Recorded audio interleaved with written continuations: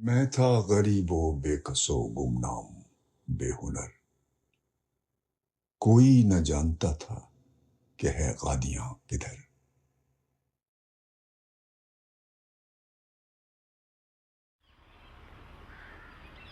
قادیان ایک چھوٹا سا گاؤں جو کبھی دنیا کی نظروں سے اوجھل تھا، آج ایک عظیم روحانی انقلاب کا مرکز بن چکا ہے۔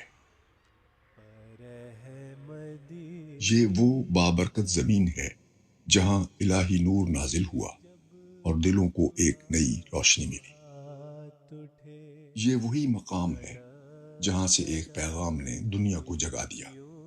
یہ قادیان کی کہانی ہے، اس کی ترقی کی داستان اور جلسہ سالانہ کا روشن چراغ جو ہر دور میں جلتا رہا۔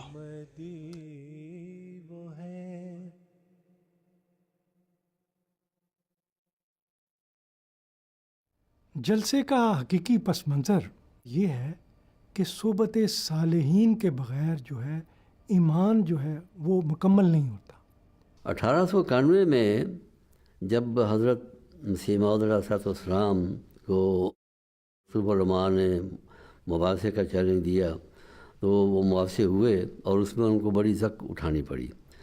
تو اس پر جو بعض لوگ تھے لدھیانے کے خاص طور پر، انہوں نے اپنے زمانے کو اس زمانے کے علماء کو ایک خط لکھا اپنی طرف سے اور خط شائع کیا کہ اس طرح مرزا صاحب کے اس دعوے سے جو مسیح موعود ہونے کا دعویٰ کیا ہے اور ساتھ انہوں نے یہ دعویٰ کیا ہے کہ مسیح ناصر فوت ہو گئے ہیں، تو اس کی وجہ سے پبلک میں ایک بڑی بے چینی پیدا ہو گئی ہے اور پبلک جو ہے اس بات کو جاننا چاہتی ہے کہ حقیقت کیا ہے۔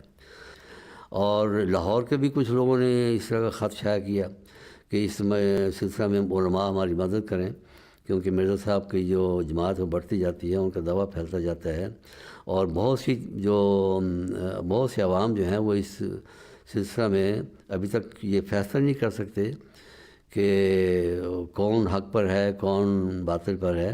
تو پبلک کی خاطر آپ لوگ میدان میں آئیں، مرزا صاحب کے ساتھ مقابلہ کریں، دلائل دیں ان کو تاکہ ہمیں پتہ چلے کہ حقیقت کیا ہے۔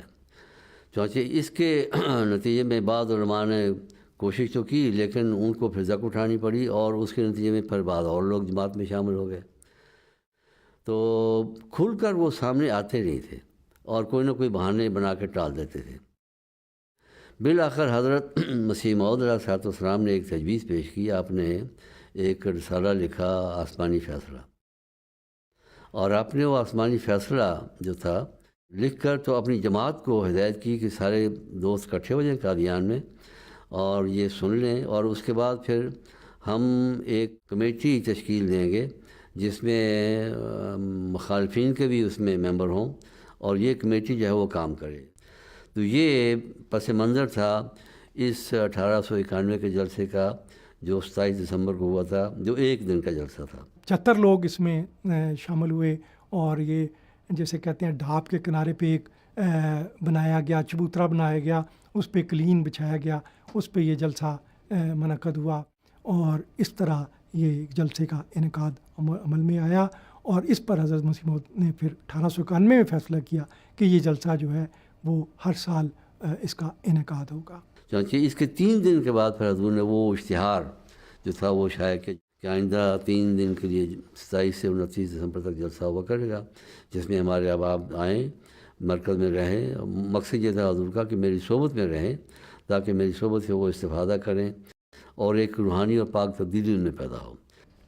تو پھر نیکسٹ جو جلسہ ہوا ہے وہ 1892 میں جلسہ ہوا ہے، اس میں 40 احباب نے بیعت کی ہے، شرف بیعت حاصل ہوا ہے۔ سن 93 میں حضور نے یہ جلسہ جو تھا اس کے التوا کا اعلان فرمایا۔ اس کی کئی وجوہات تھیں لیکن ان میں سے ایک بڑی وجہ جو حضرت مسیح موعود علیہ السلام نے اس التوا کے اعلان میں بیان فرمائی وہ یہ تھی کہ مجھے بعض شکایات ایسی موصول ہوئی ہیں جس سے مجھے یہ تکلیف پہنچی ہے کہ جس مقصد کے لیے ہم نے یہ جلسہ منعقد کرنا چاہا تھا وہ مقصد بہت سے لوگوں کو حاصل نہیں ہوا، اور فرمایا کہ اس وجہ سے میں مناسب سمجھتا ہوں کہ یہ جلسہ جو ہے یہ ملتوی کر دیا جائے۔ تو یہ 1893 کا ملتوی ہوا ہے جلسہ، پھر 1896 میں ملتوی ہوا ہے بعض اوقات حضور حضرت مسیح موعود علیہ السلام کتابوں کی میں اس کی تصنیف میں مصروف تھے، اور اس وجہ سے پھر 1902 میں بھی ملتوی ہوا ہے، لیکن اس کے بعد اللہ کے فضل سے یہ سلسلہ جاری رہا ہے۔ شروع میں جب یہ جلسہ سالانہ کا جب آغاز ہوا ہے تو حضرت مسیح موعود علیہ السلام کے سب مہمان حضور کے ذاتی مہمان ہوا کرتے تھے، اور حضور اپنی جیب سے ہی ان کے مہمان وادی کے سارے مصارف جو خود برداشت کرتے تھے۔ تو حضرت مسیح موعود علیہ السلام جلسے کے موقع پہ بھی ایک واقعہ پیش آیا کہ حضرت میر ناصر نواب صاحب نے عرض کی کہ بھئی کھانا شام کے لیے نہیں ہے، تو حضرت مسیح موعود علیہ السلام نے فرمایا کہ بیوی صاحبہ کا زیور لے کے اس کو فروخت کر کے جو ہے وہ سامان کیا جائے۔ تو حضرت میر ناصر نواب صاحب نے ایسے ہی کیا، مہمانوں کے لیے انتظام کیا کھانے کا۔ اور اگلے دن کے لیے پھر فرمان گئے کہ اب تو اگلے دن کا کوئی بندوبست نہیں ہے۔ حضور نے فرمایا کہ ہم نے رعایت ظاہری کے لحاظ سے جو اسباب تھے وہ اختیار کر لیے، اب جس کے مہمان ہیں وہ خود ہی بندوبست کرے گا ان کا۔ تو اگلے دن کوئی 15 کے قریب منی آرڈر آئے، جس میں کوئی 50 روپے کے تھے، کچھ کس تھے، اور وہ روپیہ جو تھا وہ اکٹھا ہو گیا۔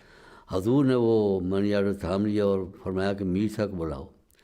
میر صاحب چاہے آئے، اور میر صاحب کو حضور نے فرمایا کہ یہ دیکھیں کہ اللہ تعالیٰ نے پردہ غیب سے یہ سارے سامان کر دیے ہیں، اور فرمایا کہ مجھے یقین تھا، توکل تھا خدا کی ذات پر کہ اس کا کام ہے اور اس کا بندوبست وہ خود کرے گا۔ اب جن لوگوں نے یہ نشانات دیکھے تھے ان کے ایمان کی کیا سطح ہوگی؟ پھر اس کے بعد باقاعدہ ایک مالی نظام قائم ہوا، اور اس میں جلسہ سالانہ کا بھی ایک بجٹ تھا وہ رکھا گیا، تو باقاعدہ ایک نظام ہے اس کا۔ لیکن شروع میں یہ حضرت مسیح موعود علیہ السلام اپنی ذاتی جیب سے اس کا خرچ کرتے تھے۔ اچھا، میں نے وہ دیکھا کہ حضرت مسیح موعود علیہ السلام مہمانوں کا جو خیال رکھتے تھے، اتنا وہ ان کی کیئر فرماتے تھے کہ ایک بار وہ سیرت مہدی میں روایت ہے کہ سردیوں میں دیکھا گیا کہ آپ نے بیٹھے ہوئے ہیں اور بغلوں میں ایسے ہاتھ دیے ہوئے ہیں سردی کی وجہ سے، تو پتہ چلا کہ نبی بخش تھا نام تھا اس کا، وہ آیا ہے مہمانوں کے لیے لحاف لینے، تو حضرت مسیح موعود علیہ السلام نے اپنا لحاف دے دیا۔ تو بعد میں حضرت مسیح موعود علیہ السلام سے جب کہا کہ لحاف لا دیں، انہوں نے کہا نہیں مجھے کوئی ضرورت نہیں ہے، میں تو رات بہت کم سوتا ہوں، مجھے ضرورت نہیں ہے۔ تو آپ کے لیے پھر انتظام کیا گیا، تو جب دوبارہ لایا گیا لحاف انتظام کر کے، تو آپ نے فرمایا نہیں اس کے مجھے ضرورت نہیں ہے، آپ کسی اور مہمان کو دے دیں۔ تو میرے بڑی حیرت ہوتی ہے کہ سردیوں کے دنوں میں حضرت مسیح موعود علیہ السلام نے اپنا لحاف دے دیا۔ میں نے تاریخوں میں پڑھا ہوا ہے کہ حضرت مسیح موعود علیہ السلام گرمیوں میں، سخت گرمیوں میں انہوں نے کوٹ پہنا ہوتا تھا۔ روایات میں آتا ہے کہ اتنی یعنی کہ کثرت ہو گئی تھی آپ کے مہمانوں کی، مہمانوں سے مراد ہے جو مشکل وہاں رہائش رکھنے والے تھے، کہ صحن میں حضور کے چڑھنے کے لیے جگہ نہیں ہوتی تھی، اور سب کا یعنی کہ سارے حضور کے ذاتی مہمان ہوتے تھے، اور جلسہ سالانہ پر پھر ان کا رہائش کا، ان کا بستر وغیرہ کا سارا انتظام وہ بھی حضور خود ہی کرتے تھے۔ آخری جلسہ جو حضرت مسیح موعود علیہ السلام کی زندگی میں ہے وہ 1907 کا جلسہ، کیونکہ 1908 میں تو آپ وفات پا گئے۔ 1907 کا جلسہ تھا، اس میں بعض روایات میں تو یہ ہے کہ 700 احباب شامل ہوئے، بعض روایات میں 1500 کے تعداد بھی بتائی جاتی ہے۔ 1907 میں جو جلسہ ہوا ہے اس میں روایت ہوئی ہے کہ کیونکہ احباب اتنے زیادہ تھے تو ان کے لیے پگڑیوں کے ذریعے پھر بیعت کا اہتمام کیا گیا ہے۔ تو اس میں پھر ایک طریقہ یہ اختیار کیا جاتا تھا، جیسے کہ مثلاً سیالکوٹ میں جب حضرت مسیح موعود علیہ السلام 1904 میں تشریف لے گئے تو وہاں ہزارہا افراد موجود تھے جنہوں نے بیعت کرنی تھی، تو ان مسجد کو گھر سے ملانے کے لیے اوپر ایک پل بنایا ہوا تھا، بالکنی کہہ لیں یا پل کہہ لیں، تو حضرت مسیح موعود علیہ السلام اس بالکنی پر آپ کھڑے ہو گئے اور آپ نے اپنی پگڑی لٹکائی نیچے، تو وہ احباب نے وہ پگڑی کو تھام لیا اور ایک دوسرے کے کندھے پہ ہاتھ رکھ لیا، تو اس طرح وہ بیعت جو تھی وہ سینکڑوں ہزاروں افراد نے اس طرح کی۔ تو یہ ایک طریق بھی بیعت کا جو ہے وہ اختیار کیا جاتا ہے بعض مواقع پر۔ بہرحال اس میں یعنی ایک بہت بڑی تعداد شامل ہوئی. حضرت مسیح موعود علیہ السلام بہت خوش ہوئے، اور بعض روایات میں ایسا بھی لگتا ہے کہ حضرت مسیح موعود علیہ السلام نے شاید یہ بھی فرمایا کہ لگتا ہے کہ ہمارے آنے کا مقصد جو ہے وہ پورا ہو چکا ہوا ہے. یعنی مراد یہ تھی کہ شاید لگتا ہے کہ اب ہماری واپسی کا وقت اب جو ہے وہ قریب آ گیا ہے. جب حضرت مسیح موعود علیہ السلام اس دنیا سے رخصت ہوئے تو خلافت کا عظیم نظام شروع ہوا. حضرت خلیفۃ المسیح الاول رضی اللہ عنہ کے دور میں جلسے کا مقصد مزید مضبوط ہوا، اور اس وقت بھی قادیان کا ہر کونا محبت اور ایمان سے معمور تھا. حضرت خلیفۃ المسیح اول کے دور میں جب پہلا جلسہ ہوا ہے تو اس میں خلیفۃ المسیح اول نے تقریر فرمائی ہے، اور اس میں انہوں نے ذکر کیا ہے کہ حضرت مسیح موعود علیہ الصلوۃ والسلام کی وفات ہو چکی تھی.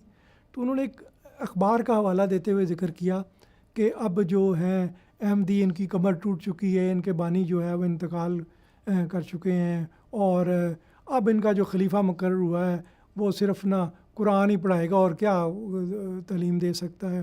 تو حضرت خلیفۃ المسیح اول رضی اللہ عنہ فرماتے ہیں کہ اس سے بڑی اور کیا اعزاز کی بات ہو سکتی ہے، میں آپ کو قرآن پڑھاؤں. تو یہ حضور کا سارا جو مرکز اور نگاہ تھی وہ قرآن ہی تھا. خلافت اللہ سے جلسے جو ہیں وہ باقاعدگی سے منعقد ہوتے رہے ہیں، حتیٰ کہ میرا خیال ہے کہ جب جنگ عظیم ہو رہی تھی ان سالوں میں بھی جو ہے جلسے قادیان میں منعقد ہوتے رہے. جنگ عظیم تو خلافت ثانیہ میں شروع ہوئی ہے، اور خلافت ثانیہ میں 1914 15 16 17 18 یہ سب جلسے جو ہیں باقاعدگی سے ہوتے رہے ہیں. تو حضرت مسلم موعود رضی اللہ عنہ کے دور میں جب جلسے کا آغاز ہوا ہے تو تعداد شروع میں 14-15 ہزار ہوتی تھی، لیکن 1946 میں یہ تعداد تقریباً 40,000 تک پہنچ گئی ہے. جلسہ ہوتا تھا، مسجد نور تھی، ادھر کالج تھا، ادھر اسکول تھا، بیچ میں سب میدان تھے اور آموں کے درخت سارے لگے ہوتے تھے. مسجد نور کے پاس ایک تھا بہت بڑا بورڈ کا درخت تھا، وہاں سٹیج وغیرہ بنتا تھا. تو سارے لوگ جو تھے وہ بیٹھتے تھے، گھاس، اس کو گھاس کہتے تھے یا پرالی کہتے تھے کوئی پر، اس پر وہ نیچے بچھی ہوتی تھی زمین پر، اور لوگ آ کر اس پر بیٹھتے تھے، اس پر جلسہ سنتے تھے لوگ. چھوٹا سا سٹیج اوپر بنتا تھا، سیڑھیاں 3-4 سے، تو میں اور ایک میرے دوست صاحب اوپر چڑھ کر بیٹھ جاتے تھے. حضرت مسلم موعود رضی اللہ عنہ کا جو بیان تھا، تقاریر تھیں، وہ بڑی سحر انگیز ہوتی تھی. وہ فرماتے تھے کہ میں جب تقریر کرتا ہوں تو جیسے لوگ ہوتے ہیں نا کہ جیسے انگریزی میں کہتے ہیں نروس ہو جاتے ہیں، میں اب شروع میں نروس ہو جاتا ہوں، اور پھر میرا کانٹیکٹ جو ہے، میرے دماغ کا کانٹیکٹ جو ہے اس ہستی کے ساتھ ہو جاتا ہے. میں مجھے پہلے کچھ نظر نہیں آتا، احباب میں نظر نہیں آ رہے ہوتی، لیکن جو ہی میرا کانٹیکٹ ہو جاتا ہے تو پھر میری تقریر جو ہے وہ ایسی ہوتی ہے. لوگوں کے دل ان کی مٹھی میں ہوتے تھے. جیسے ادھر لوگ کوئی واقعہ بیان کرتے تھے، ایسا لوگ نا ہزاروں قطار رو رہے ہیں، ادھر وہ کسی واقعہ بیان کرتے تھے، ایسا لوگ ہنس رہے ہیں. جو بھی حضور کو باتیں تھے قرآن شریف کے حوالے دیتے تھے، حدیثوں کے حوالے دیتے تھے، اور لمبی تقریر اور بڑی آواز، ایسے گرج دار آواز تھی، ایسے بولتے تھے، پتہ لگ رہا تھا کہ کوئی پتے پہ جیسے کوئی فرشتہ بول رہا ہے اس طریقے سے. لیکن مجھے یہی یاد ہے نیکی کی تلقین کرتے تھے کہ یہ کرو یہ کرو، نمازوں پر زور دیتے تھے، روزوں پر زور دیتے تھے، قرآن پڑھنے پر زور دیتے تھے. یہ چیز اتنا کچھ یاد ہے.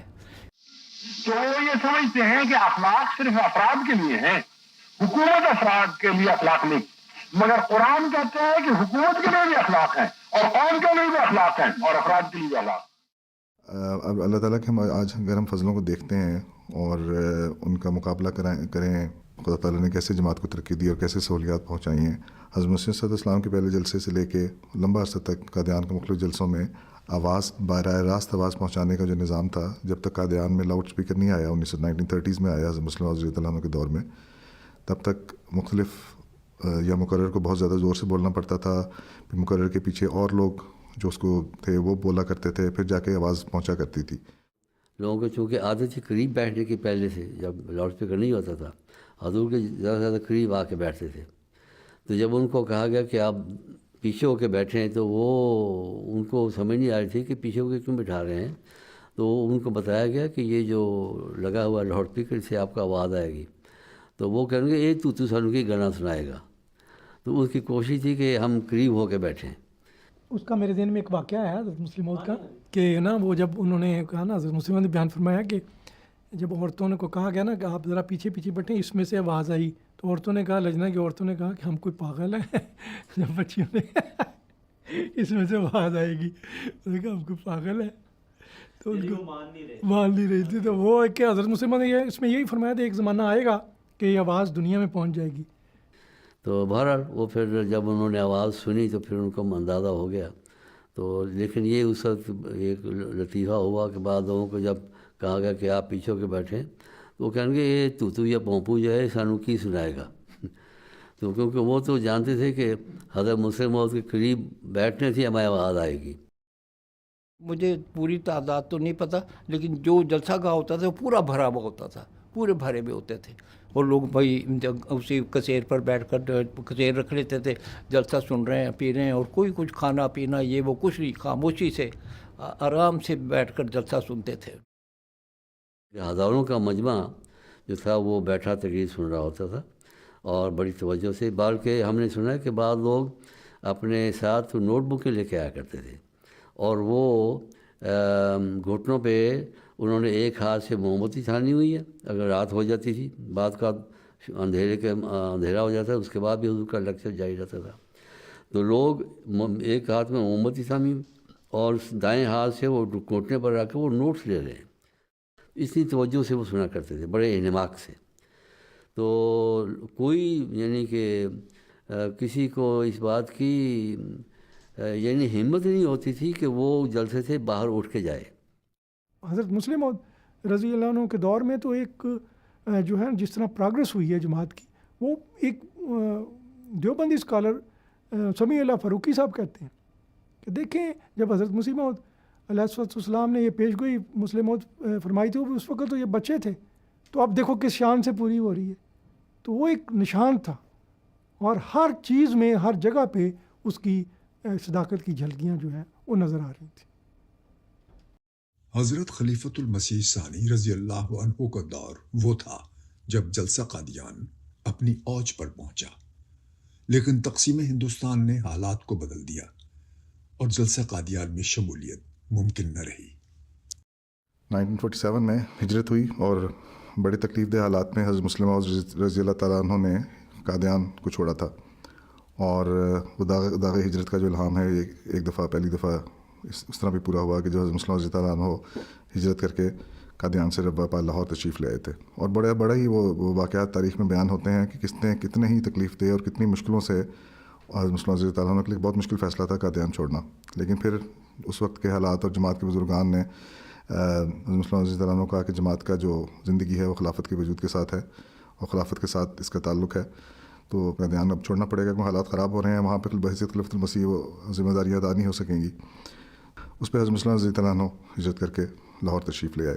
اور لاہور میں حضرت مسلم رضی اللہ عنہ نے جب حالات دیکھے تو حضرت مسلم رضی اللہ عنہ کا ایک بڑا ہی میں سمجھتا ہوں کہ تاریخی لیکن بڑا ہی دردناک فکر ہے. حضرت مسلم موعود کہتے ہیں کہ جب میں قادیان جب میں نے چھوڑا تو میرے ذہن میں تھا کہ ایک درخت اپنی جگہ سے اکھڑ گیا اور دوسری جگہ جا کے اب اس کو لگانا ہے، سوچتے ہیں کیا کرنا ہے. کہتے جب میں لاہور پہنچا اور لاہور کے حالات میں نے دیکھے، لٹے پٹے قافلے احمدیوں کے، مسلمانوں کے، تو حضرت مسلم فرماتے ہیں کہ مجھے لگا کہ درخت نہیں اکھڑا اپنی جگہ سے، ایک پورے کا پورا باغ ہے جو اپنی جگہ سے اکھڑ گیا ہے اور اب ایک اور جگہ لگانا ہے، جا کے اس باغ کو پورے کے پورے باغ کو ایک دوسری جگہ پہ جا کے لگانا ہے. اور پھر حضرت مسلم نے فوری طور پہ لاہور میں مرکز سلسلہ قائم کر دیا. پھر مرکز کی زمین خریدی گئی. 1947 سے لے کر 1990 تک پھر جماعت کے کوئی خلیفۃ المسیح قادیان پھر نہیں جا سکے. حضرت خلیفۃ المسیح ثانی رضی اللہ تعالیٰ عنہ 1965 میں وفات پا گئے اور پھر خلافت ثالثہ کا دور شروع ہوا. لیکن حضرت خلیفۃ المسیح ثالث رحمہ اللہ تعالیٰ بھی قادیان جلسہ پر نہیں جا سکے. حتیٰ کہ خلافت رابعہ کا دور جب شروع ہوا، حضور نے پاکستان سے ہجرت کر کے حضور جب یہاں تشریف لے آئے تو 1991 میں حضور نے جلسہ سالانہ قادیان میں شامل ہونے کا فیصلہ فرمایا۔ یہ وہ وقت تھا جب حضرت خلیفۃ المسیح الرابع رحم اللہ نے ایک تاریخی سفر کیا۔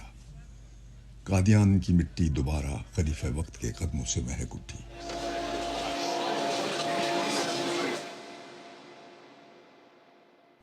اب ہم چلتے ہیں 91 کی طرف۔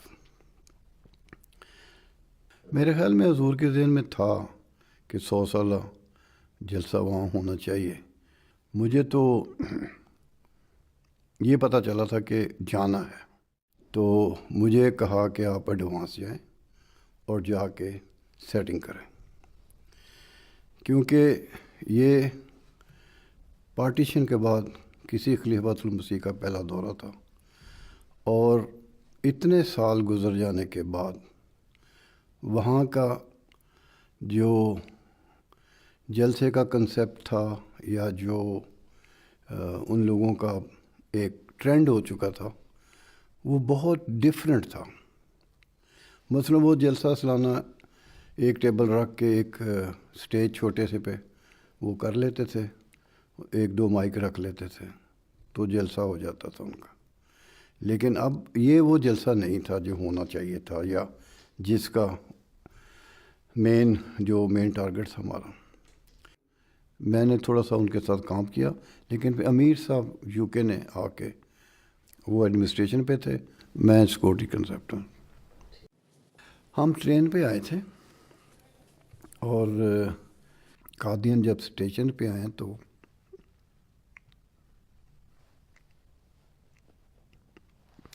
ایک عجیب نظارہ تھا۔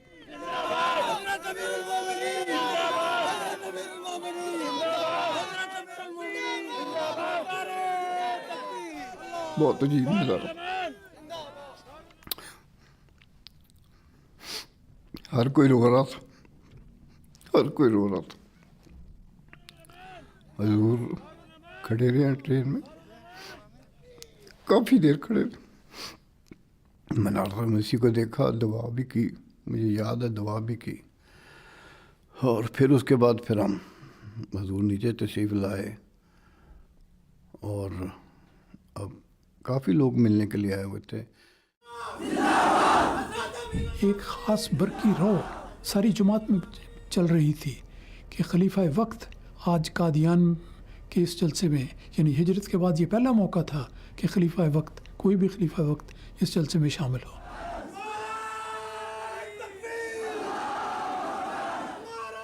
اپنے دیس میں، اپنی بستی میں، ایک اپنا بھی تو گھر تھا، جیسے سندر تھی وہ بستی، ویسا وہ گھر بھی سندر تھا۔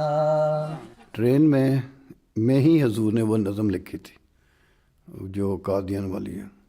اب مجھے وہ اپنے دیس میں کافی ایموشنل تھی، تو حضور نے وہاں بیٹھ کے لکھی تھی، اور ہم سارے ایموشنل تھے۔ اپنے دیس میں، اپنی بستی میں، ایک اپنا بھی تو گھر تھا، اپنے دیس میں، اپنی بستی میں، ایک اپنا بھی تو گھر تھا، جیسی سندر تھی وہ بستی، ویسا وہ گھر بھی سندر تھا۔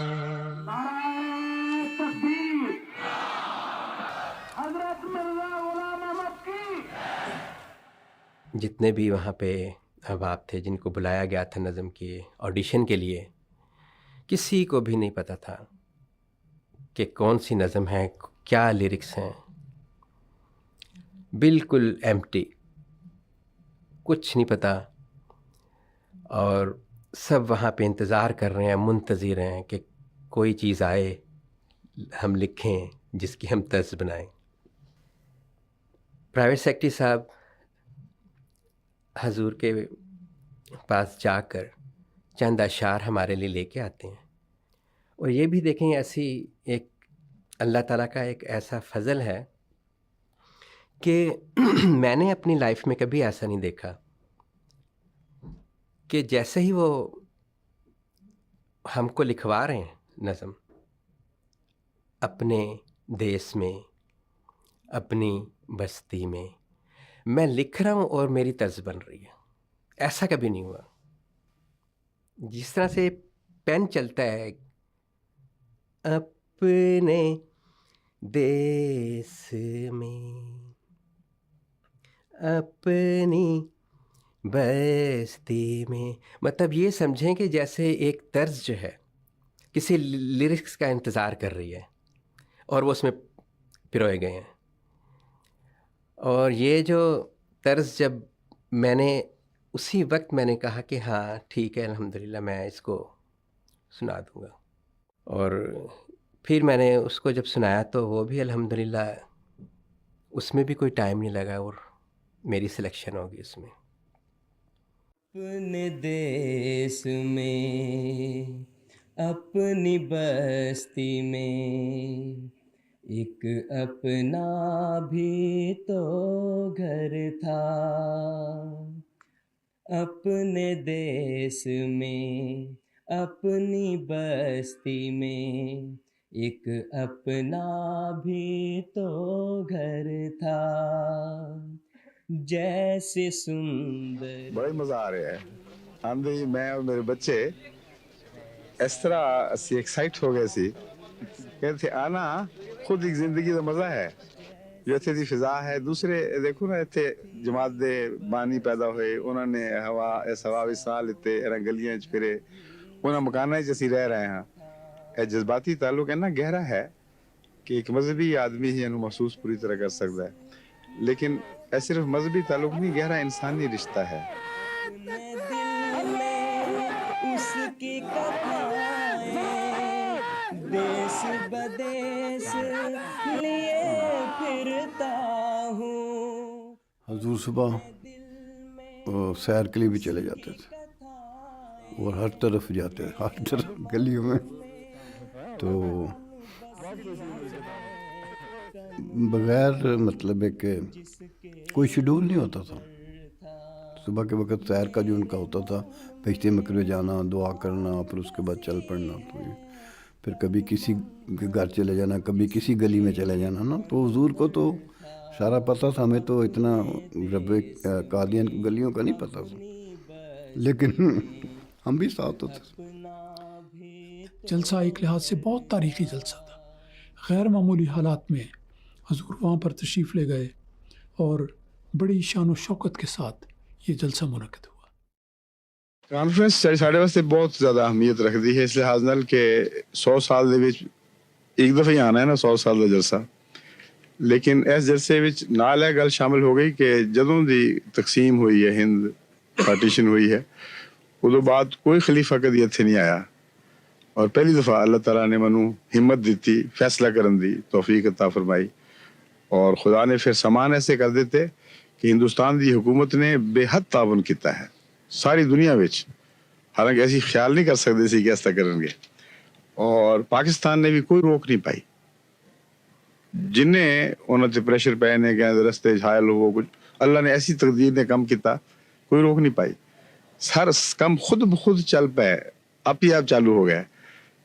بڑے مزیدار اسی دن کٹے نے تیاری وچ بھی اور ایتھے پہنچن دے بعد بھی. بستی ویسا وہ گھر بھی سندر تھا. حضرت اقدس مسیح موعود علیہ السلام اسی بستی میں پیدا ہوئے یہاں بڑے یہاں نشو و نما پائی.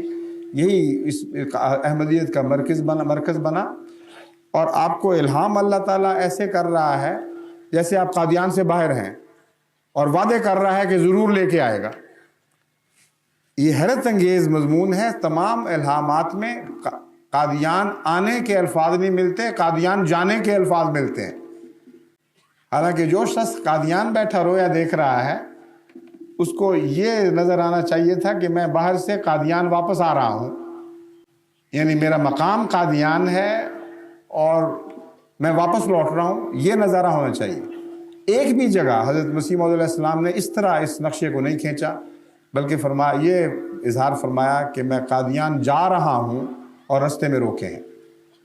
اور خدا تعالیٰ نے مختلف رنگ میں آپ کو آئندہ آنے والی خبریں عطا فرمائیں. ایک الہام تھا مثنا و ثلاثہ و رباع، جس کا ظاہر لفظی ترجمہ تو یہ ہے کہ 2 2 3 3 4 4 مرتبہ، لیکن اس کے ساتھ اردو میں یہ الہام ہوا، اب تو امن اور برکت کے ساتھ اپنے گاؤں میں جائے گا اور میں تجھے پھر بھی یہاں لاؤں گا. بس میں یقین رکھتا ہوں، ایک ذرہ بھی مجھے اس میں شک نہیں، کہ اس جلسے پر میری اور دور دور سے قدوسیوں کی آمد اس الہام کی صداقت کی گواہ بن گئی.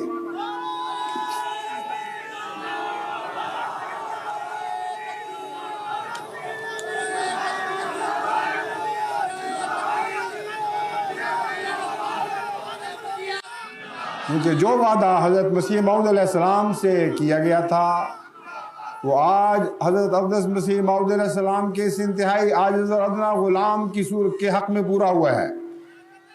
اور آپ سب بھی خوش نصیب ہیں جو اس وعدے کو پورا کرنے میں مددگار اور شریک اور ممد اور انصار بن کر یہاں پہنچے.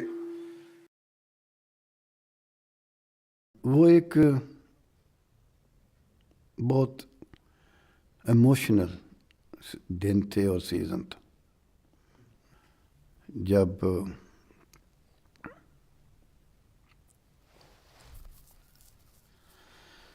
جلسہ ختم ہوا، اختتام پذیر ہوا، تو پھر سب طرح سے مبارکبادیں آ رہی تھیں.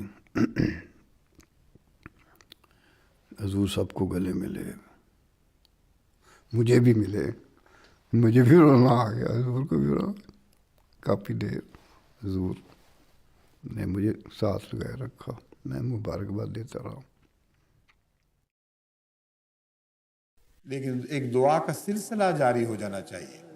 اٹھتے بیٹھتے سوتے جاگتے آپ کے دل مجسم دعا بن جائیں، تاکہ خدا اس جلسے کو محض ایک تاریخی جلسہ نہ بنائے رکھے، اسے ایک تاریخ ساز جلسہ بنا دے. ایک 100 سال کی تاریخ نے یہ جلسہ پیدا کیا ہے، یہ جلسہ کئی 100 سال کی تاریخوں میں بنانے والا جلسہ بن جائے اور ایسی عظمتوں کا حامل جلسہ ہو جس کے بعد عظیم الشان انقلاب دنیا میں رونما ہو.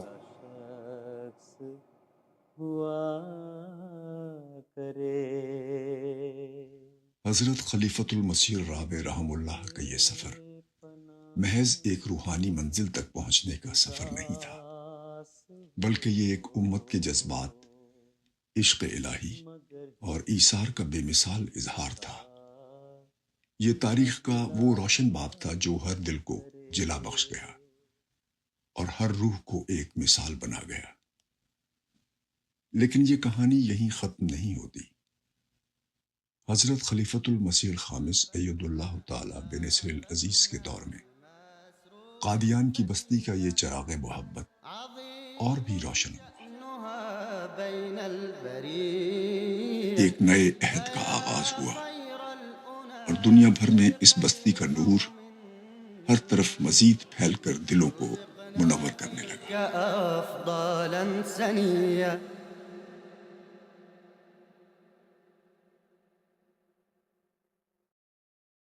حضرت صاحب کے انتخاب خلافت کے بعد 2003 میں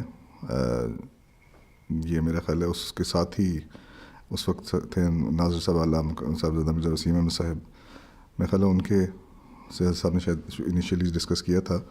تو یہ بہت شروع سے خواہش ہوتی کسی بھی خلیفہ کے لیے اور کسی بھی احمدی کے لیے اور اسپیشلی خلیفۃ المسیح کے لیے اس بستی میں جانا جو حضرت مسیح موعود علیہ السلام جہاں پہ پیدائش تھی، جہاں پہ وہ رہے، جہاں پہ ان کا دعویٰ تھا، جہاں پہ ان ساری زندگی گزری اور جہاں پہ ان کی وفات کے بعد ان کا مزار ہے. یہ سفر جو تھا یہ 11 دسمبر 2005 کو شروع ہوا تھا اور 17 جنوری 2006 کو اختتام پذیر ہوا. حضور 11 دسمبر کو دہلی کے انٹرنیشنل ایئرپورٹ پہ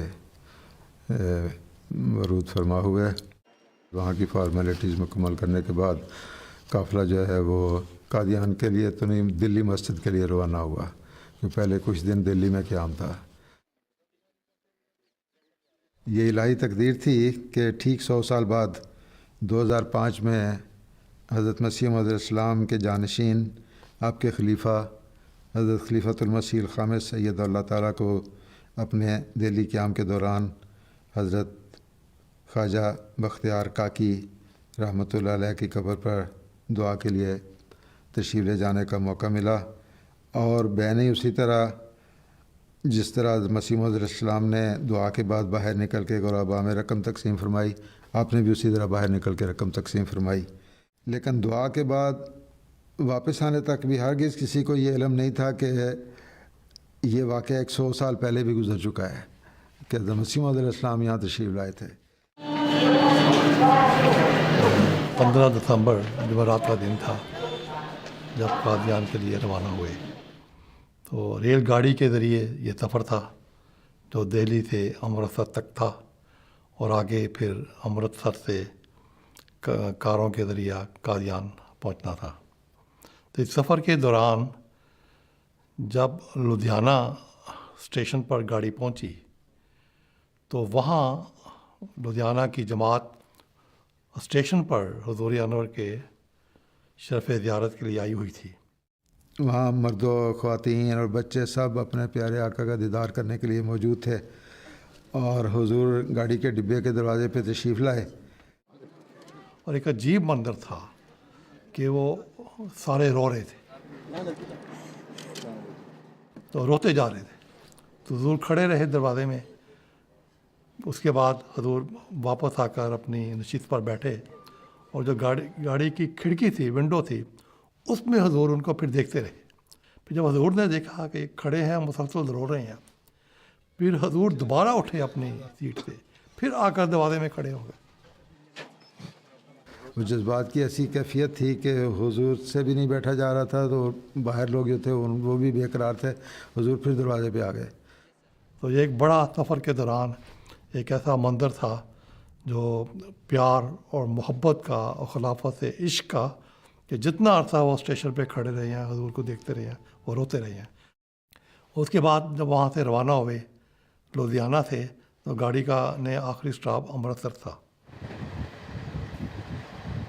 جب حضور امرتسر ریلوے اسٹیشن پہ پہنچے ہیں تو وہاں باقاعدہ VIP روم میں حضور کا انتظام کیا گیا تھا، تو وہاں بھی میڈیا بھی آیا تھا، جرنلسٹ آئے تھے، ٹیلی ویژن والے آئے تھے، انہوں نے وہاں بھی حضور کا انٹرویو کیا۔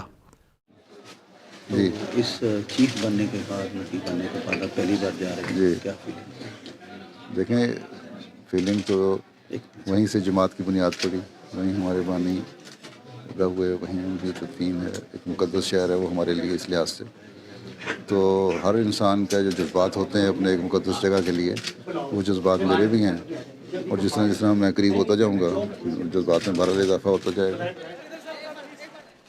بٹالہ شہر میں جب حضور پہنچے ہیں تو یہاں SSP نے خصوصی طور پر حضور کا استقبال کیا، پورا پروٹوکال دیا، اور یہ بٹالہ وہی شہر ہے جہاں حضرت مسیح موعود علیہ السلام کا ایک مخالف مولوی محمد حسین بٹالوی یہاں رہتا تھا، اور اس کو صبح سے شام تک یہ کام تھا کہ بٹالہ اسٹیشن پر چلا جایا کرتا تھا، اور جو قادیان جاتا تھا اس کو روکتا تھا۔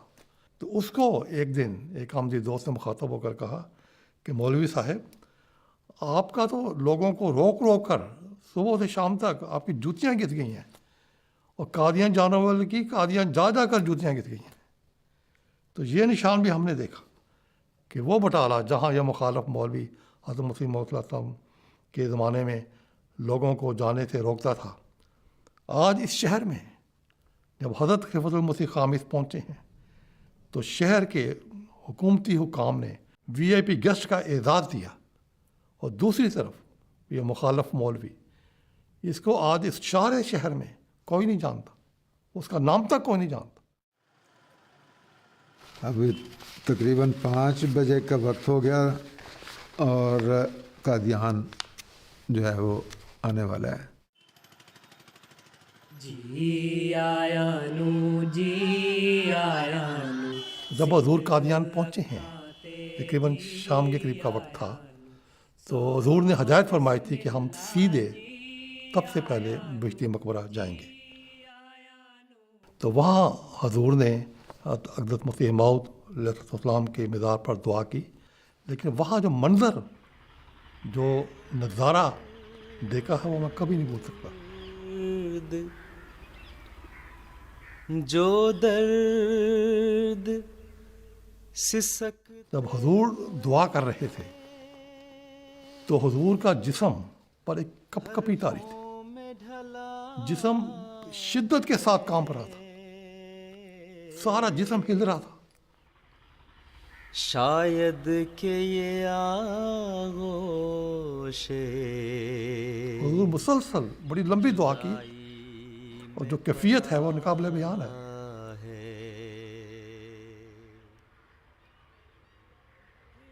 उसके बाद फिर हुजूर वहाँ से पैदल ही रवाना हुए। एक जहां को सारे कादियान को उन्होंने दुल्हन की तरह सजाया हुआ था और वहाँ बड़ा फकीदुल मसाल इस्तकबाल हुआ। लोग मुसलसल रो रहे थे, उनकी आंखों में आंसू थे, नारे मुसलसल बुलंद कर रहे थे, हाथ हिला के हुजूर सबको सलाम कर रहे थे। ख़वातीन के सामने से गुजरे, मर्दों के सामने से गुजरे, जहाँ जहाँ वो खड़े थे हुजूर उनके पास गए, हाथ हिला के हुजूर ने हर एक को सलाम किया। दुनिया की नेमत। बहुत सारे, उनमें बड़ी तादाद ऐसी थी जिन्होंने ज़िंदगी में पहली बार खलीफतुल मसीह खामिद को देखा था।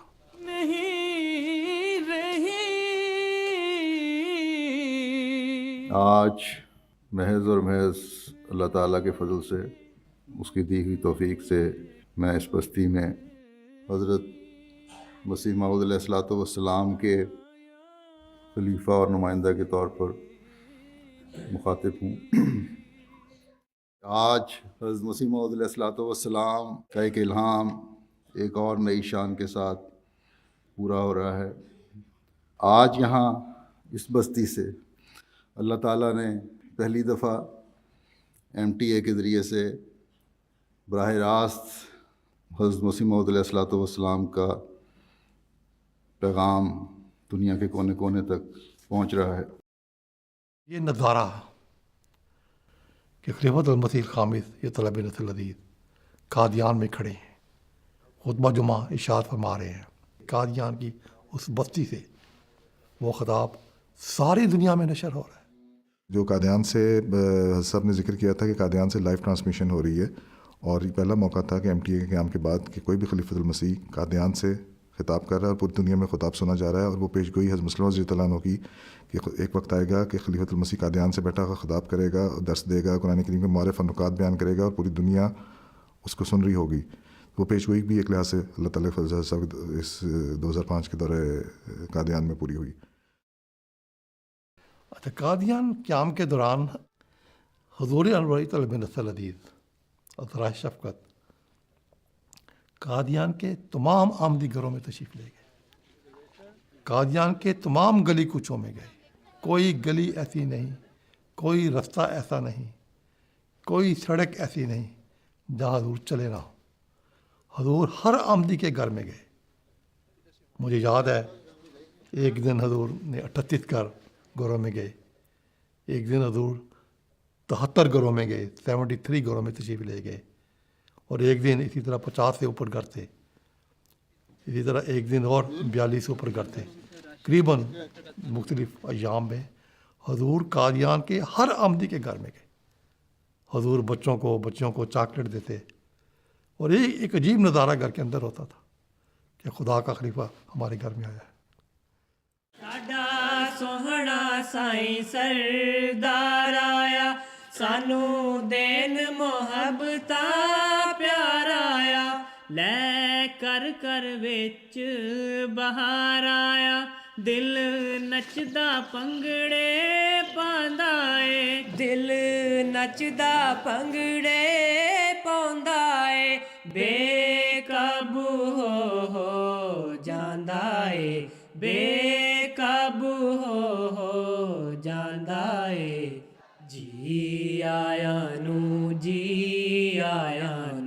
ਸਿਰ ਅੱਖਾਂ ਤੇ ਜੀ ਆਇਆਂ ਨੂੰ ਸੌ ਬਿਸਮਿਲ੍ਲਾ ਜੀ ਆਇਆਂ ਨੂੰ ਜੀ ਆਇਆਂ ਨੂੰ ਜੀ ਆਇਆਂ ਨੂੰ ਜੀ ਆਇਆਂ ਨੂੰ ਜੀ ਆਇਆਂ ਨੂੰ। कादियान के ये तारीख़ी जलसा जो था ये इसमें हाज़िरी 70,000 के करीब थी जिसमें हुज़ूर शामिल हुए हैं और हिंदुस्तान की तारीख़ में ये सबसे बड़ा जलसा था। और जो सबसे पहला जलसा कादियान में हुआ था 1891 में, उसमें जो हाज़िरी थी वो 75 लोग थे। तो आज हुज़ूर के मौजूदगी में होने वाले जलसा की हाज़िरी जो थी वो 70,000 के करीब थी जिसमें हुज़ूर शामिल हुए हैं। और ये भी हज़रत मसीह मौऊद अलैहिस्सलाम की सदाकत का एक बहुत अजीम शान निशान है कि हज़रत मसीह मौऊद अलैहिस्सलाम को इल्हामन बताया गया था कि यातूना मिन कुल्ले फज्जिन अमीक व याती का मिन कुल्ले फज्जिन अमीक, के लोग दूर दराज के रस्तों से तेरी ज़ियारत के लिए और तेरे पास आया करेंगे। तो ये लोग जो थे इस तरह वहाँ हाज़िर हुए। आज वसीयत के निज़ाम को 100 साल पूरे होने के अलावा कमरी साल के लिहाज से भी खिलाफत अहमदिया को भी 100 साल पूरे हो गए हैं।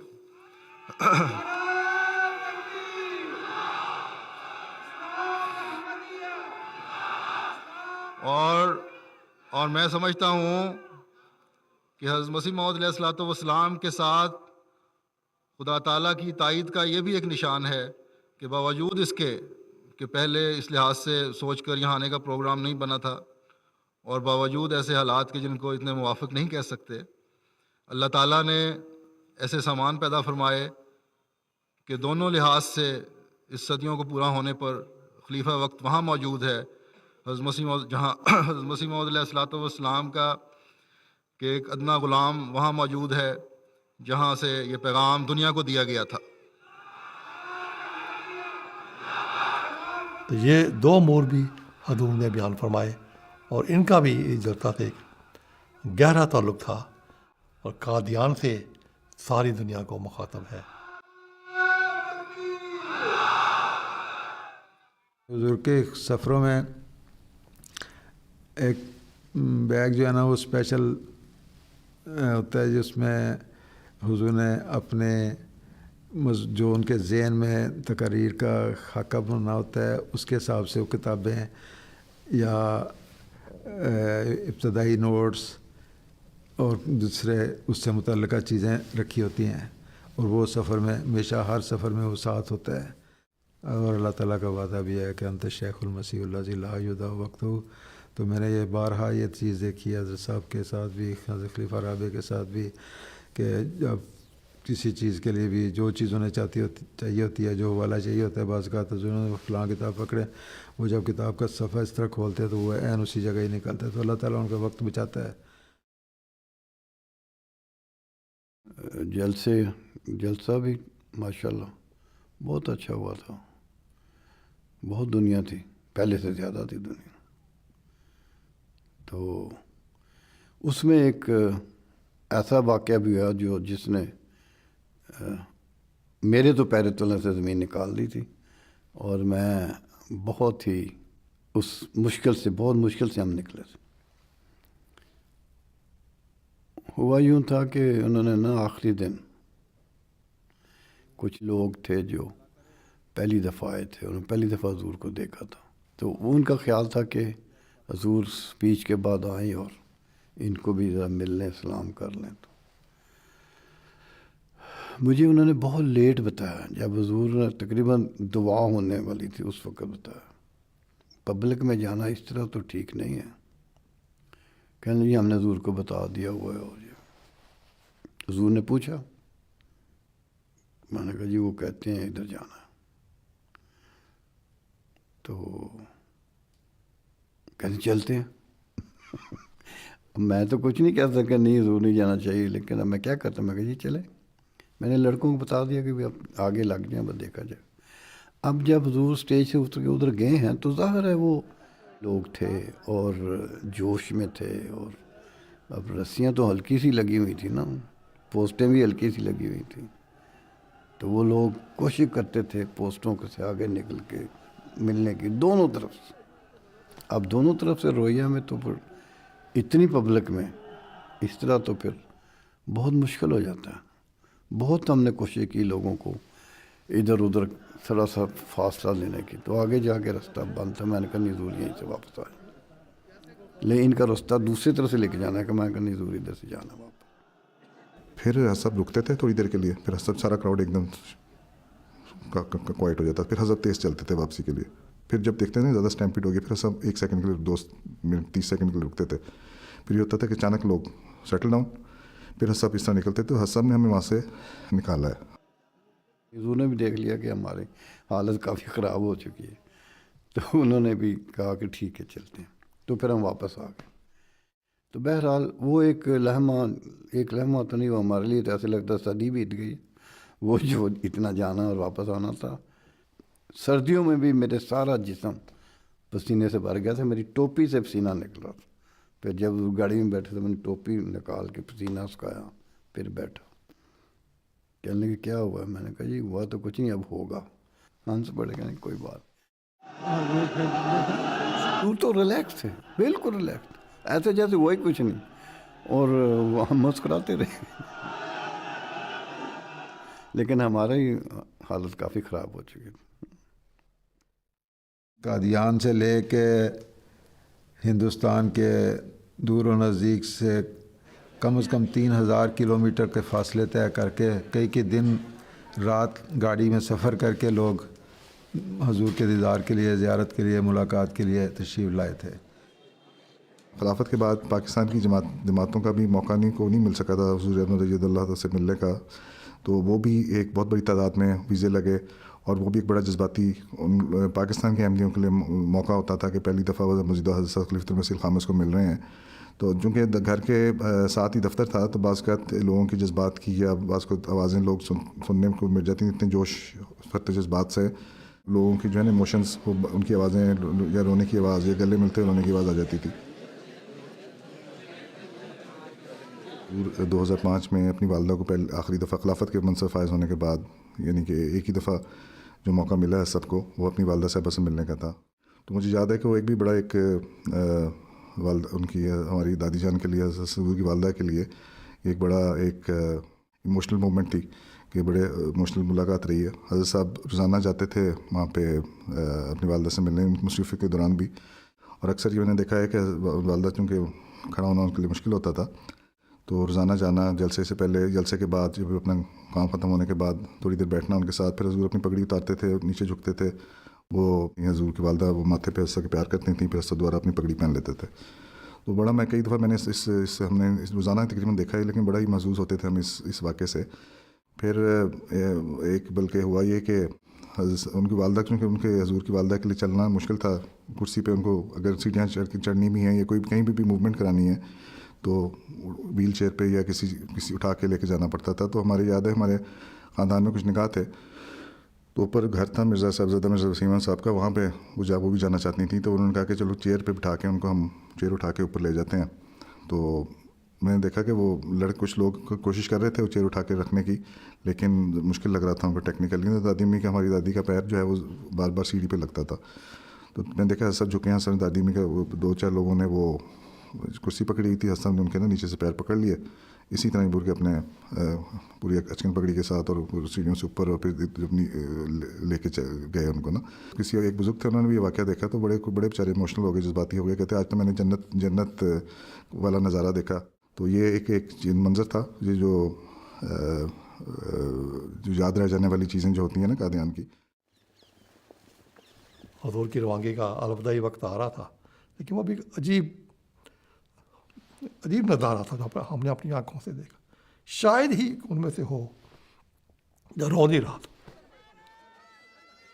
قادیان سے واپسی پہ ایک چیز میں اس وقت جو میں اس کا گواہ ہوں، جس دن حضرت صاحب کی واپسی ہونی تھی، اس دن حضرت صاحب نے تقریباً دن کا کافی حصہ بیت دعا میں بڑی کریا گزاری کے ساتھ، میں چونکہ بار بار جاتا تھا اس جگہ پہ، یا ڈیوٹی کی وجہ سے کھڑے بھی ہم ساتھ ہوتے تھے، تو دوسرے کمرے میں بیٹھا ہوتا تھا۔ حسن میں 1.5-2 گھنٹے بیت الدعا میں 2.5 گھنٹے گزارے ہیں نماز نوافل کی ادائیگی میں، جماعت کے لیے دعائیں کرتے ہوئے، بڑی گریہ وزاری کے ساتھ، کیونکہ آواز باہر تک آ رہی تھی، سب کی شدت گریہ کی جو آواز ہوتی ہے وہ باہر تک سب کی آتی تھی. تو بیت الدعا میں سب نے میرے خیال میں نوافل ادا کیے ہیں، دن کا اکثر حصہ.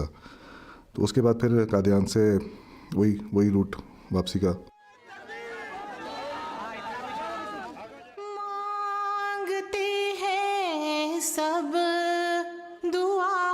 شاید ہی ان میں سے ہو جو رو نہیں رہا تھا.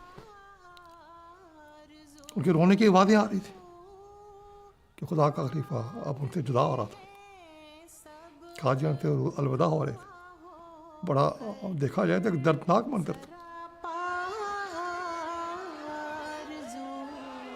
حضور سب کے پاس گئے، مردوں کے پاس سے گزرے، ہاتھ ہلا کے ان کو سب کو سلام کیا. جلد شاہ قادیاں تشریف، اس کے بعد حضور وہاں تشریف لے آئے جہاں قافلہ کی گاڑیاں ساری کھڑی تھیں، وہ بھی اسی جگہ پہ تھی ایک طرف. وہاں پھر حضور نے بڑی لمبی اور پرسوز دعا کروائی.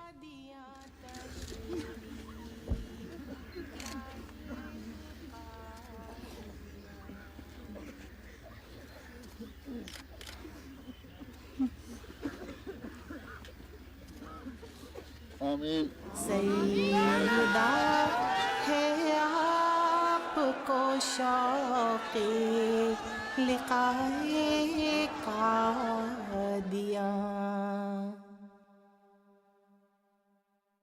اس کے بعد پھر حضور گاڑی میں بیٹھے اور قافلہ آگے روانہ ہو گیا.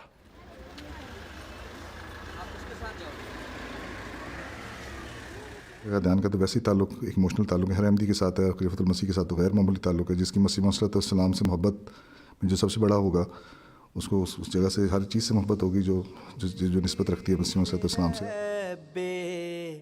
اب جو جلسے کا جو نظام ہے اس نے بھی غیر معمولی ترقی کی ہے، اور اتنا اب پرفیکٹ جلسے کا نظام ہو گیا ہے کہ قادیان کے جلسے کو اب ساری دنیا دیکھتی ہے، ہر سال دیکھتی ہے. حضور انور شدید یہاں سے خطاب فرماتے ہیں اور قادیان کے مناظر وہاں سے آ رہے ہوتے ہیں. ساری دنیا قادیان کے مناظر کو لائیو دیکھ رہی ہوتی ہے.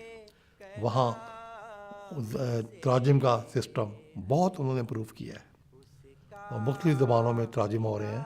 علیحدہ علیحدہ باقاعدہ کیبن بنے ہوئے ہیں، سسٹم انہوں نے وہاں سارے فکس کر دیے ہوئے ہیں. پھر لنگر خانہ میں ترقی ہے، رہائش کے لیے گیسٹ ہاؤسز بن چکے ہیں قادیان میں بہت زیادہ. بعض ممالک نے اپنے اپنے گیسٹ ہاؤسز بنائے ہیں، اور بڑی عمارات بن چکی ہیں جو رہائش کے لیے استعمال ہوتی ہیں. اور جو پرانی عمارات تھیں ان کی رینوویشن ہو چکی ہے، اور بہت ہی یعنی اتنی غیر معمولی ترقی ہو چکی ہے کہ دیکھنے والے جو جاتے ہیں وہ حیران ہوتے ہیں، کہتے ہیں یہ تو وہ قادیان رہا ہی نہیں ہے. یہ تمام انتظامات صرف لاجسٹکس نہیں ہیں، یہ جماعت کی اس منزل کے اظہار ہیں جو حضرت خلیفۃ المسیح الخامس کی رہنمائی میں ایمان، اتحاد اور انسانیت کی خدمت کے جذبے کے ساتھ اپنائی گئی ہیں. آج ہم پھر سے قادیان کی اس بستی میں اکٹھے ہو کر اپنی روحانی زندگی کو بہتر بنانے کا ارادہ کرتے ہیں. یوں قادیان کی تاریخ، قربانیوں اور روحانی ترقی کا سفر ایک مثال بن گیا ہے، اور آج وہی قادیان جہاں سے یہ آواز اٹھی تھی دنیا بھر کا مرکز بن چکا ہے. اب دیکھتے ہو کیسا رجوع جہاں ہوا، ایک مرجع خواص یہی قادیاں ہوا. اے قادیاں دار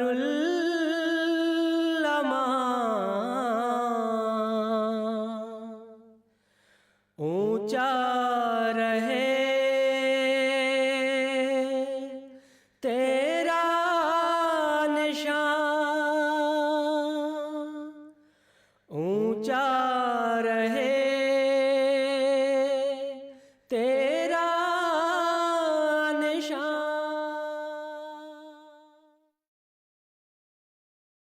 بسم